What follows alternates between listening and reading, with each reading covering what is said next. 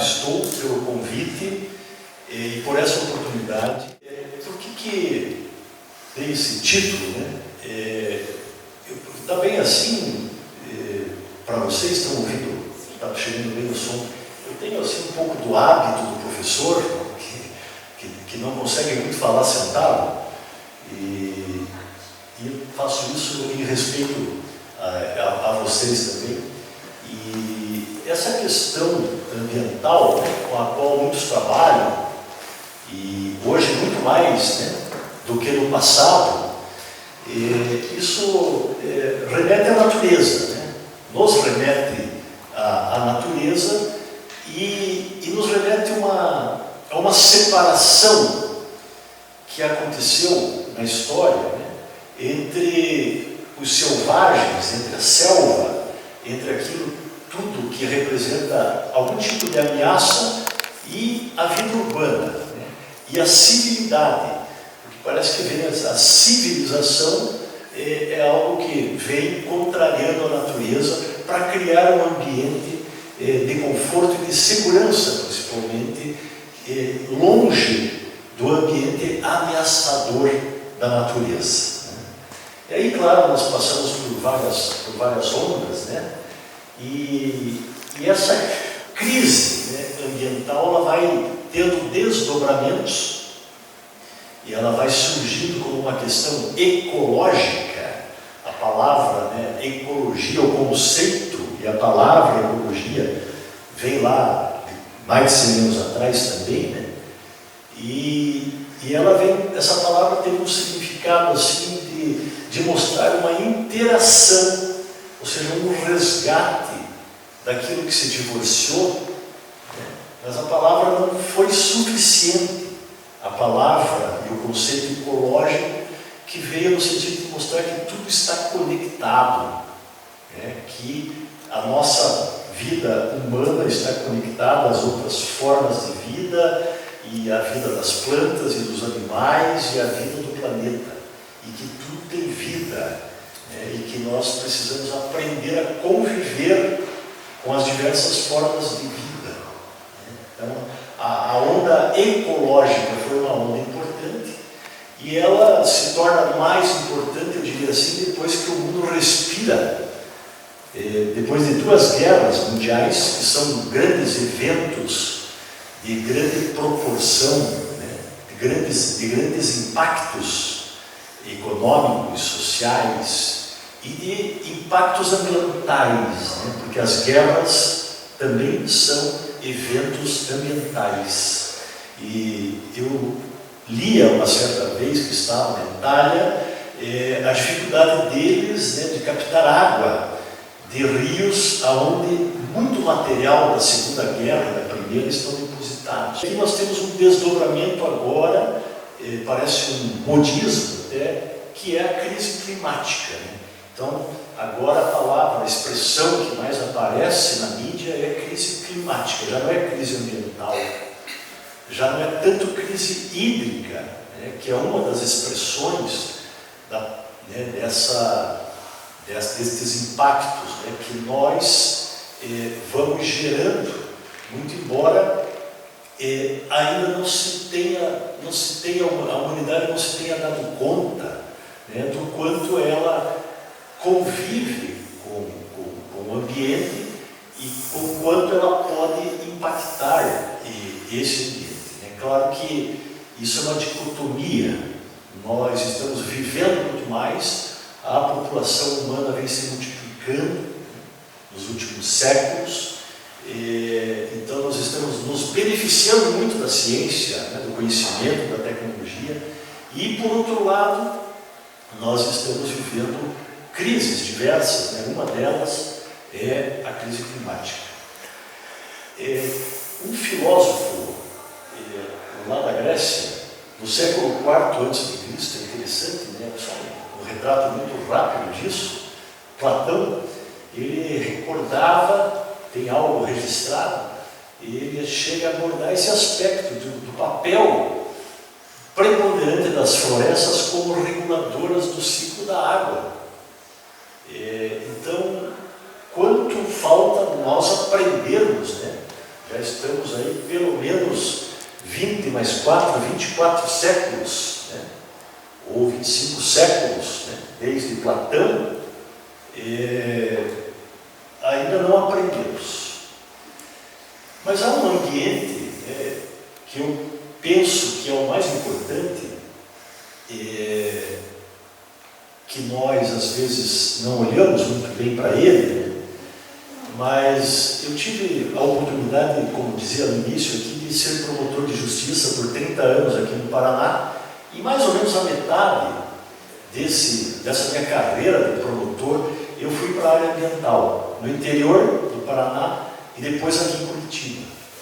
E eu fui observando, né, que a problemática ambiental é uma problemática complexa, diversa, e que não se resolve apenas fazendo lei, apenas criando órgãos de polícia, de fiscalização, apenas com o Ministério Público atuando, né, como atua, e atua intensamente em algumas áreas, em alguns momentos da história, nem com o judiciário, né, tentando resolver conflitos novos que aparecem todo dia, mas que isso vai além, né, e isso tem uma origem, ou seja, tem um começo que é na mente humana, que é no ambiente mental.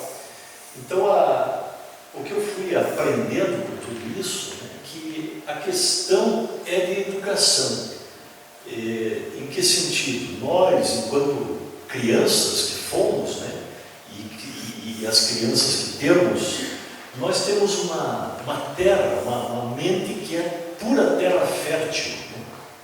É um ambiente virgem, fértil, e as sementes que caem aí neste solo infantil e adolescente, elas têm uma grande chance de germinar, e é aí o momento talvez mais importante de se atuar, né? Despertando, né, a mente infantil para a importância desse contato, né, da vida, da natureza, enfim, ela se perceber.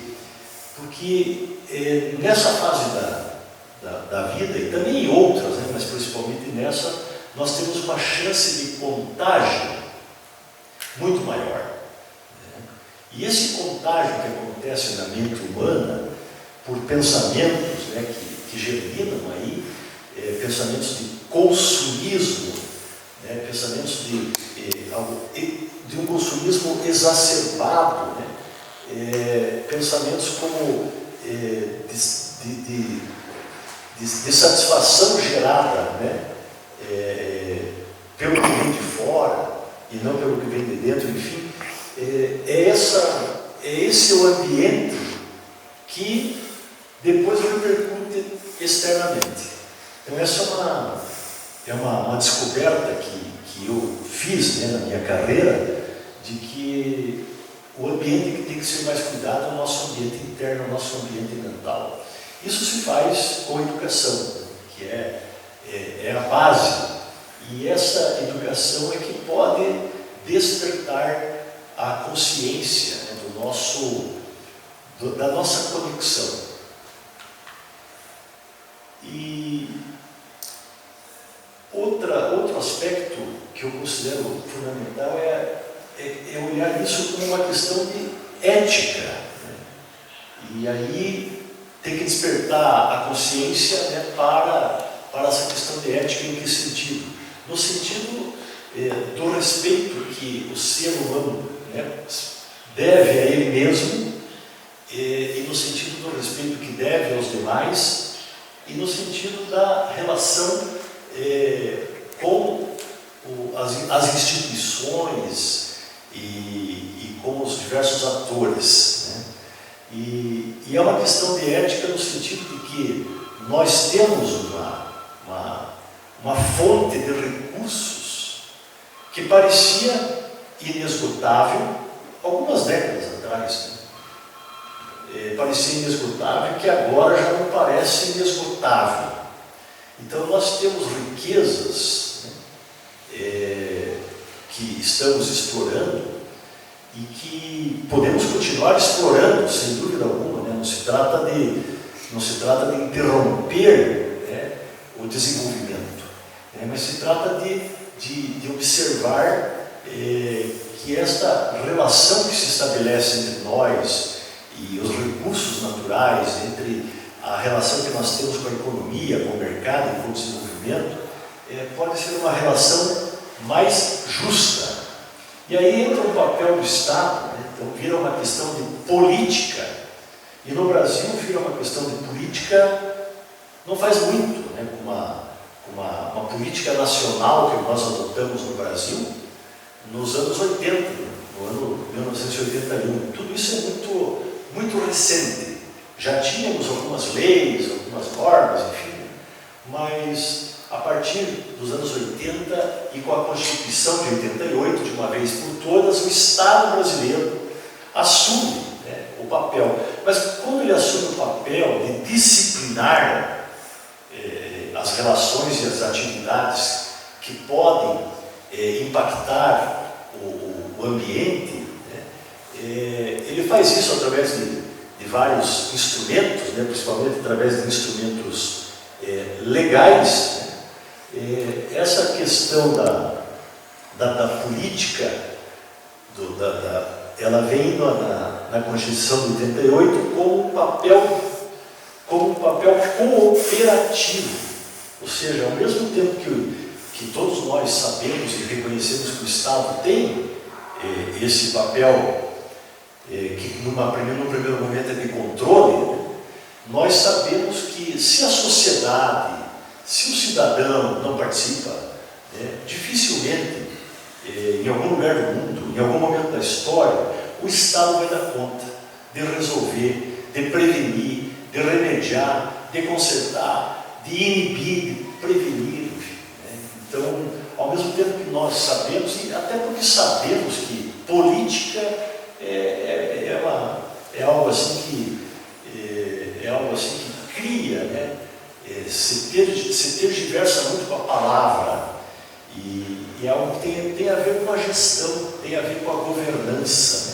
Que tem a ver com as minhas escolhas. Política é escolha, né? Basicamente falando, as escolhas que eu aprendo a fazer quando eu sou educado, quando eu estou consciente que serão escolhas melhores.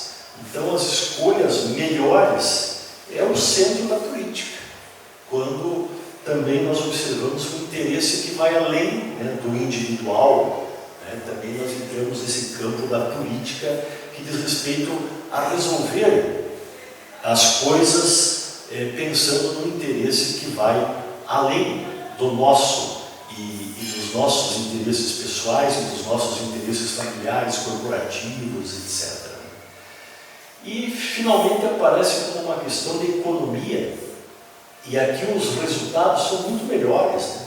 O mercado consegue absorver e fazer mudanças muito mais eficientes do que o Estado, através dos seus aparelhos e através das normas, né, que competem ao Estado elaborar e publicar para disciplinar os nossos interesses. E finalmente é uma questão de polícia, de lei, de justiça.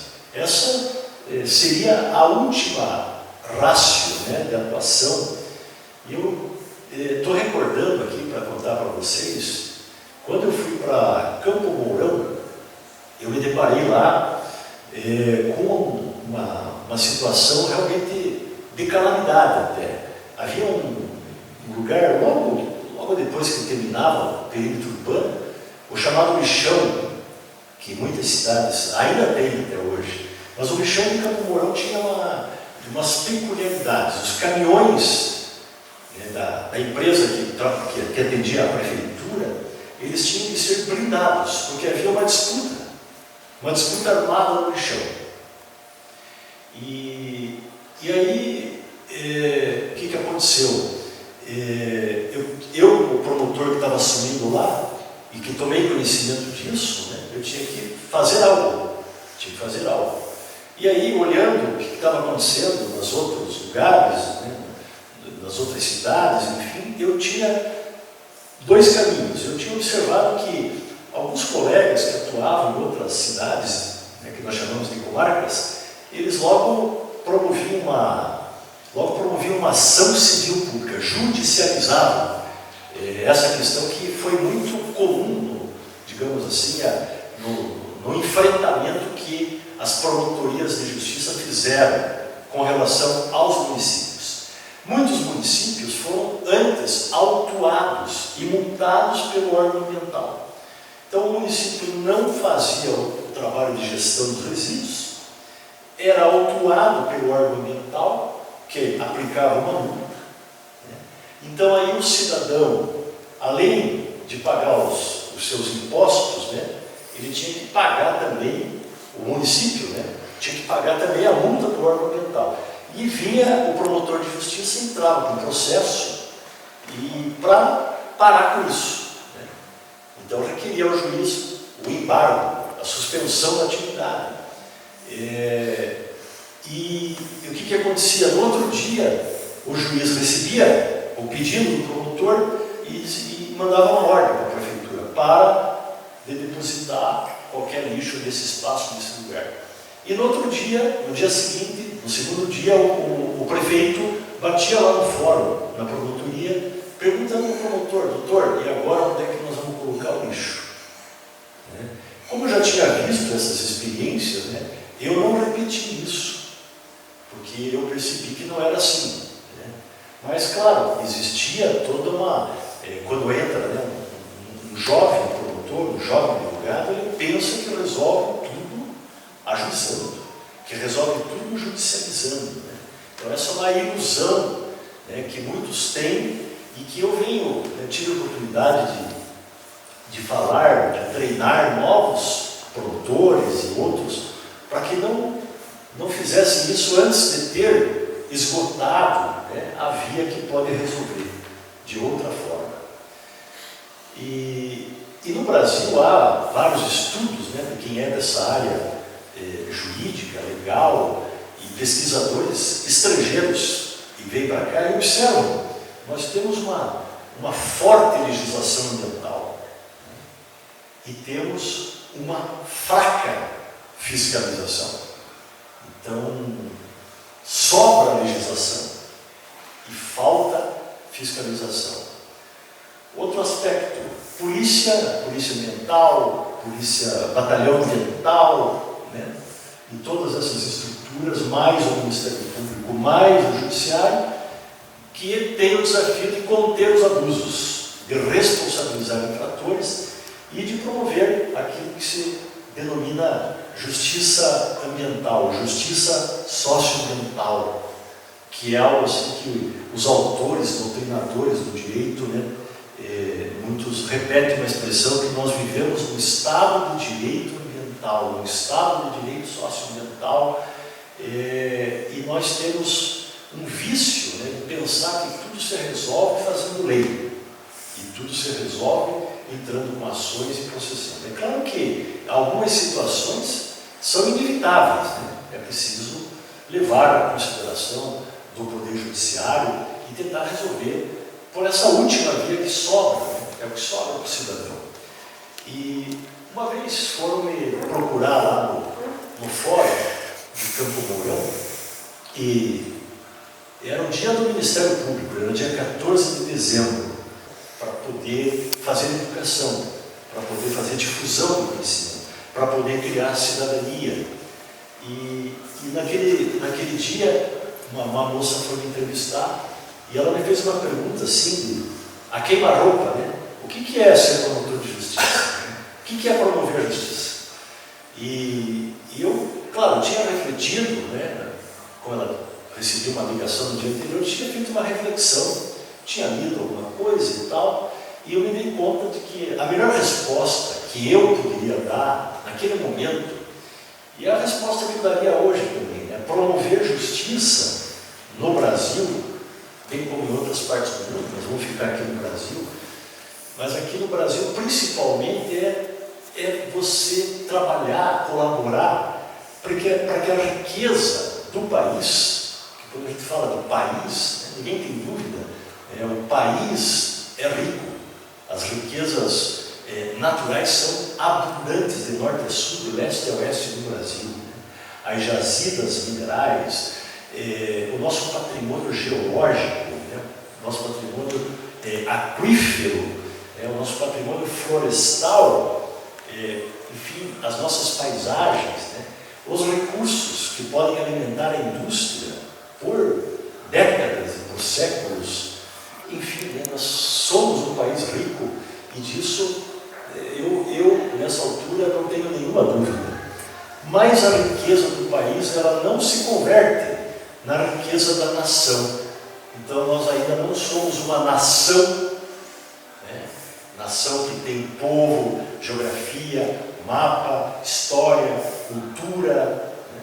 Ciência, conhecimento acumulados no decorrer dessa história. Enquanto nação ainda não somos ricos. Essa é outra convicção que eu fui formando. Então, como é que a gente faz, né, para fazer com que a riqueza, né, do país se transforme em riqueza da nação?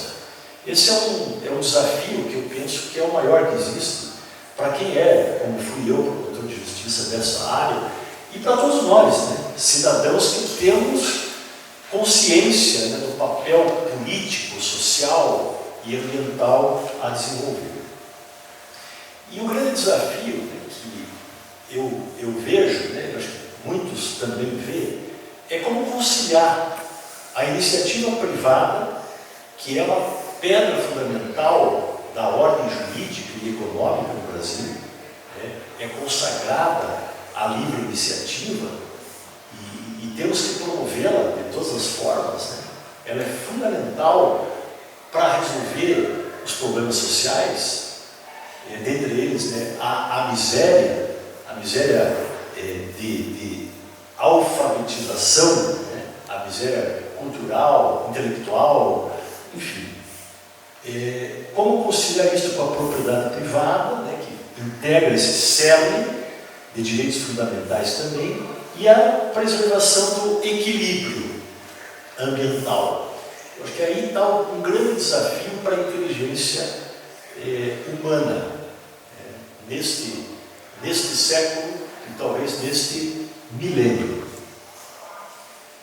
E a gente vive com dois extremos, né? E são dois extremos que têm assim, o potencial de degradar. Um extremo é a pobreza, né? Aquilo que a gente ouve. Muitos aqui já ouviram essa expressão, que o Brasil é uma belíndia, é uma parte Bélgica e outra parte Índia. Índia na pior parte, né, no pior que tem na Índia, né, porque a Índia também tem coisas boas, tem virtudes, enfim, tem cultura, né, tem história, tem democracia, é uma grande democracia, né, mas tem muitos problemas, né, tem muita miséria ainda, né, como nós. A pobreza é o nosso maior problema ambiental. Isso foi dito há 30 anos, há mais de 30 anos, nos anos, ali por volta do ano 60, por Josué de Castro, um geógrafo dos mais respeitáveis, né, que o Brasil já teve. E a pobreza é causa e consequência da degradação, né, ao mesmo tempo. Então, eu me deparei muitas vezes com famílias, comunidades vivendo à margem do rio, né, por falta absoluta de alternativa e também iludidos, né, por correntes partidárias, enfim, por ditas lideranças, né, que fazem massa de manobra dessa população e que se instalam, né, em margens de rios, e que depois, num outro momento, eu assisti no tribunal essas mesmas comunidades reclamando contra a companhia de saneamento pelo mau cheiro, porque se instalou uma estação de tratamento ali próxima, porque estavam sofrendo de enchentes, enfim. Né?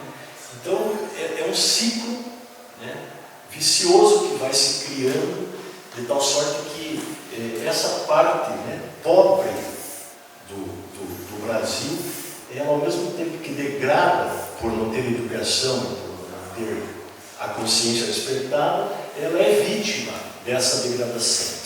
E, por outro lado, uma concentração de riqueza, né, que nós assistimos no Brasil, e que às vezes essa concentração se converte em abuso.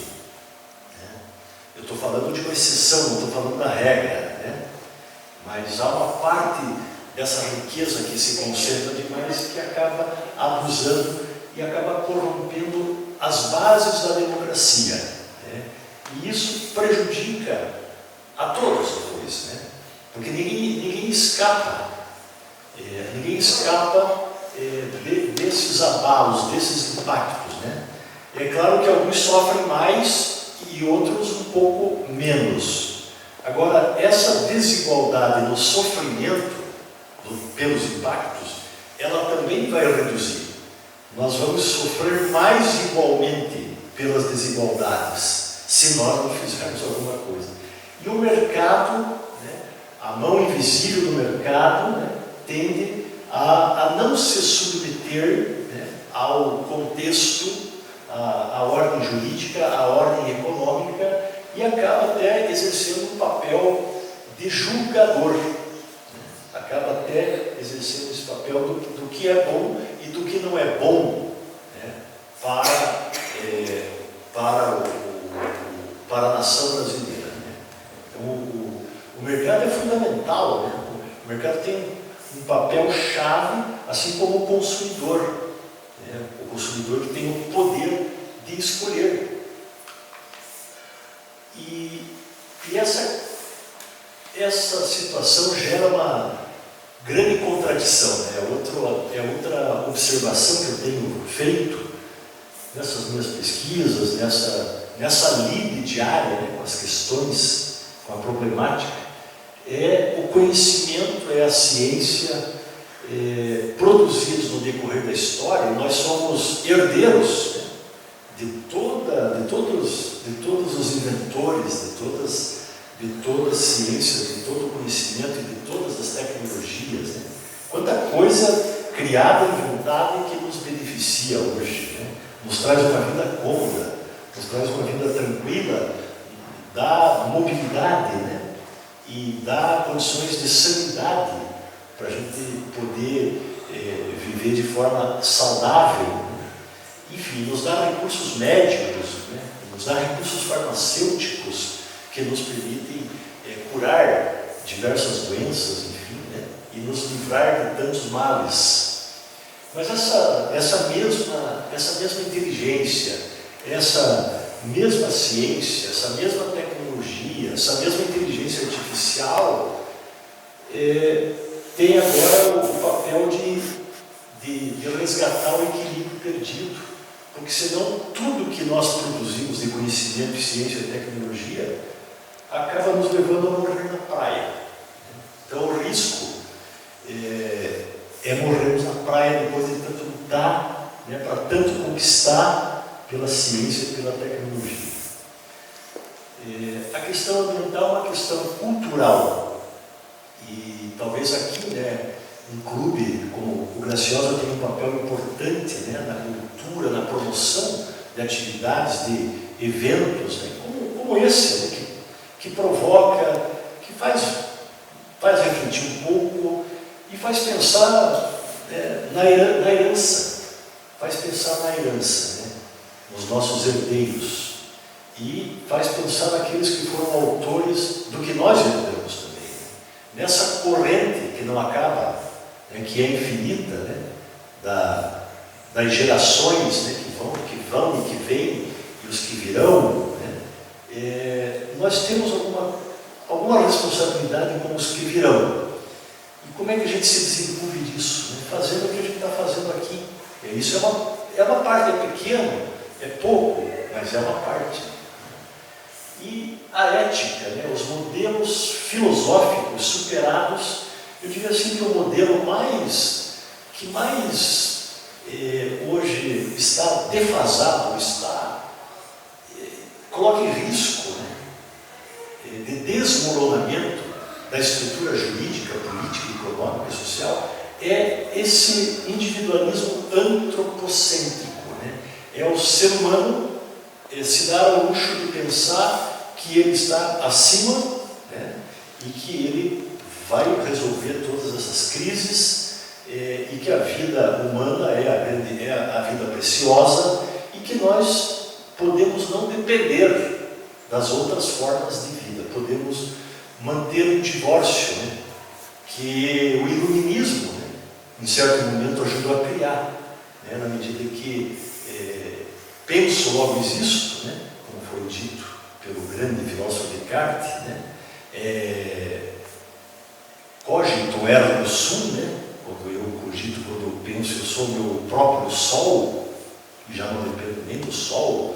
Então esse modelo, né, que está na Constituição brasileira, está na legislação brasileira, está na política brasileira, né, está na cultura ainda muito arraigado, né, de que nós somos autossuficientes, e podemos nos bastar. E é curioso isso, né? Porque o filhote humano é o filhote mais dependente que existe, né? Ele precisa do pai, ele precisa da mãe, precisa de quem cuide dele durante muito tempo, né?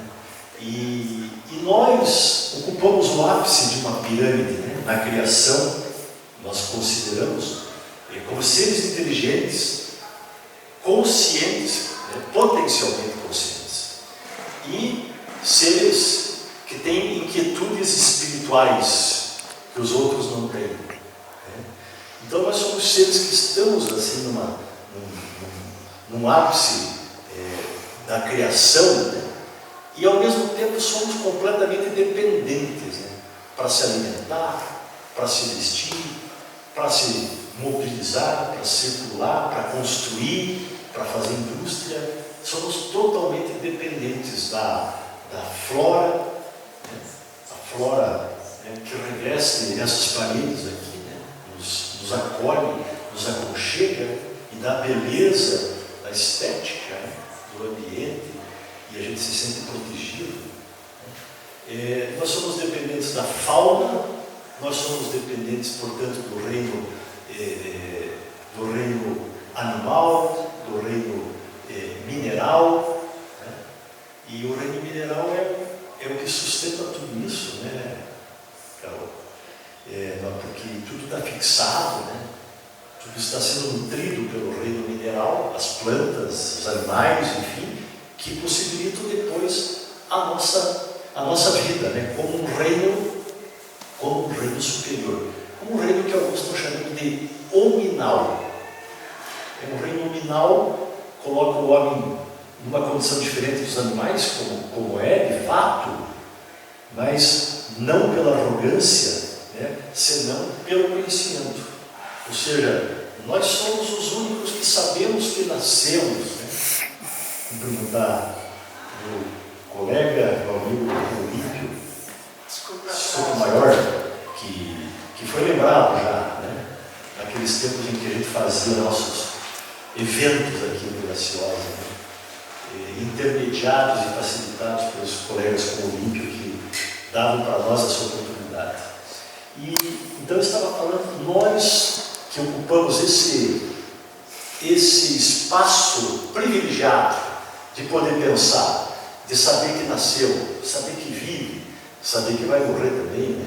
Saber que pode mudar, saber que pode fazer mudança pela própria vontade, diferente dos demais seres, né, da criação, que de alguma maneira dependem de nós. Então a relação não é de dependência nossa, a relação é de interdependência, né, porque nós chegamos ao ponto que nós dependemos tanto do planeta como o planeta está dependendo de nós.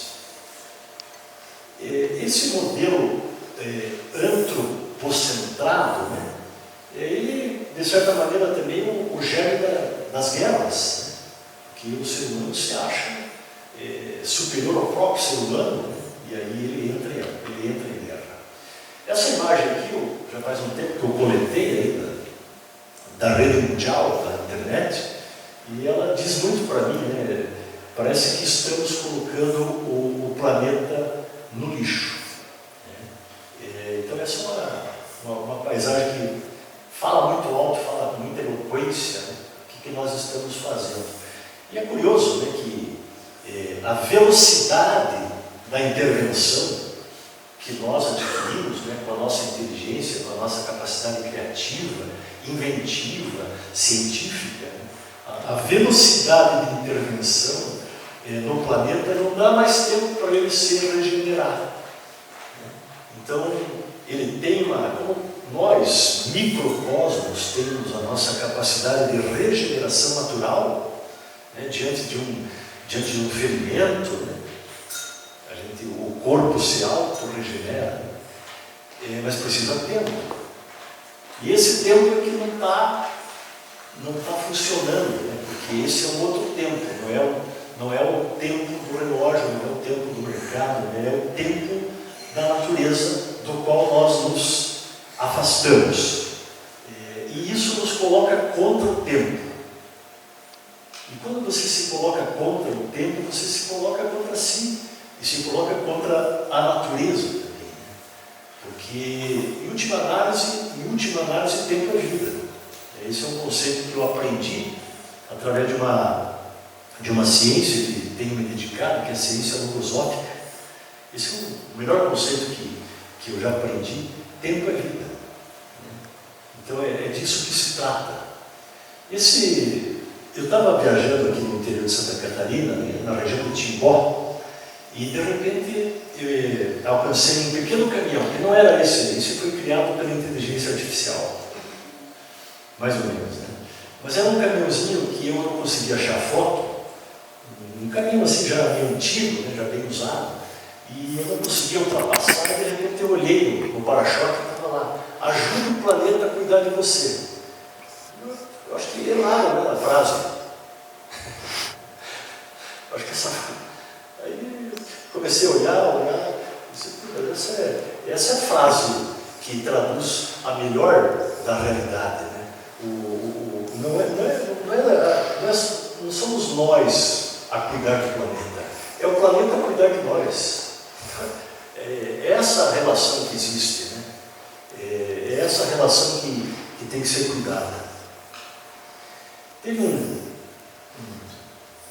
primeiro ministro do meio ambiente no Brasil foi um gaúcho com sobrenome alemão, Lutzenberg, e ele ocupou essa posição. Ele era da indústria química, né? Ele foi percebendo impactos, né, da indústria química com que ele não estava concordando, aquele modelo, né, que não se preocupava com os efeitos que isso podia ter.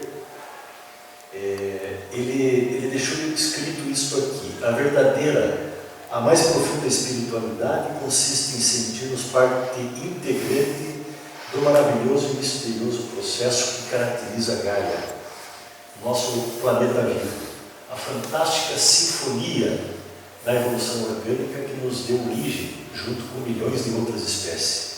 É uma questão de se sentir, como diz ele, responsáveis pela continuação e pelo desdobramento da vida. É isso que nos cabe. Eu quero agradecer mais uma vez e dizer novamente que me sinto honrado de estar aqui, grato pela oportunidade, e fico aqui mais um tempo que vocês quiserem debater alguma questão. Eu vou devolver a palavra aqui à nossa diretora de sustentabilidade da Graciosa Auto Clube.